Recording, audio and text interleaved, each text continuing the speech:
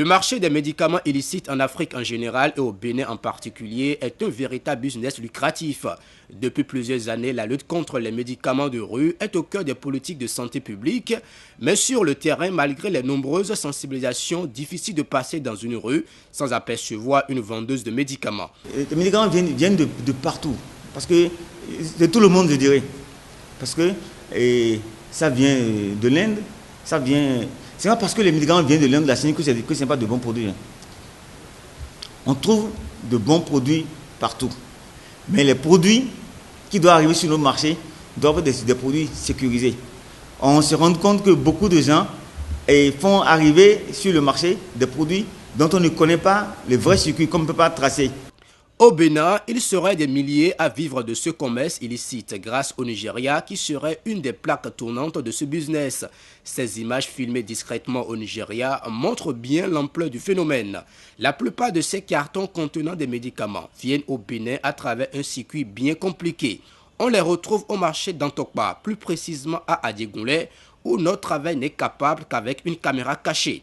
Considéré comme l'épicentre du trafic de faux médicaments, le marché d'Adiégoulé abrite depuis plusieurs années des étalages des médicaments. On y trouve toutes sortes de produits pharmaceutiques et des pharmaciens improvisés. Cette activité illégale approvisionnerait beaucoup d'officines de pharmacie. Ce marché tient surtout lieu de point de distribution de la plupart de petits marchés noirs qui essaiment le territoire béninois. Je ne peux pas dire non.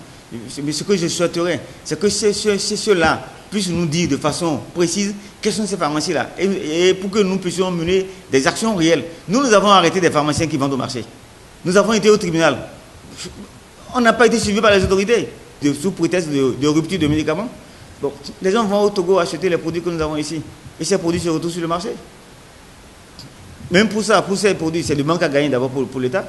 Aussi bien au niveau des impôts qu'au niveau du contrôle de la qualité des produits. Mais c'est sur le marché. On dit qu'on veut lutter contre les ruptures, alors que ces ruptures sont les mêmes dans tous nos pays. Pour lutter contre les méfaits du trafic de faux médicaments, la Fondation Chirac et plusieurs chefs d'État africains ont initié en 2009 à Cotonou un appel international.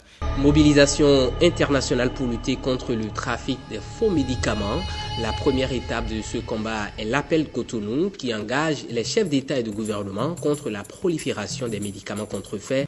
Mais plusieurs années après ces solennités, les faux médicaments circulent au nez et à la barbe des autorités. Là, on est en train de parler de politique. Là. Entre ce qu'on dit et ce qu'on fait réellement, quelquefois, il y a un grand fossé.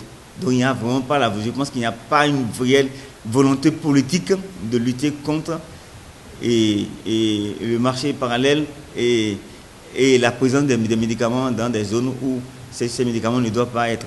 Ça rapporte de l'argent à beaucoup de personnes.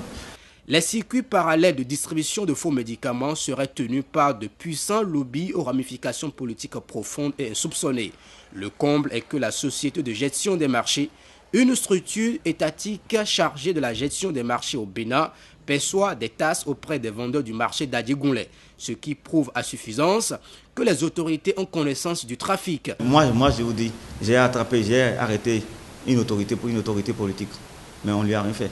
Selon l'Organisation mondiale de la santé, 200 000 décès pourraient être évités chaque année à travers le monde et 2 000 au Bénin si les faux médicaments n'étaient pas sur le marché. Ce trafic a fait réaliser aux faussaires un chiffre d'affaires annuel d'environ 32 milliards de dollars au détriment du bien-être social. Vous savez, c'est tout un contexte de pauvreté et de misère. Bon, les gens pensent forcément que le médicament qu'on trouve au marché est moins cher, ce qui n'est pas souvent le cas. Et même s'il était moins cher, et un coût de dégâts que ça cause pour la population, c'est inestimable. Donc c'est de dire, n'allez pas au marché acheter les médicaments. Achetez les médicaments dans les circuits sécurisés. Achetez les médicaments dans les pharmacies, ou au moins s'il y a un problème, vous savez à qui vous en prendre. Ce qui n'est pas le cas si vous allez au marché. Dès que vous allez au marché, le lendemain, vous ne retrouvez même pas celui qui vous a vendu le médicament. Le trafic de faux médicaments est une réalité au Bénin comme ailleurs. Et bien malin, celui qui dira la fin du fléau.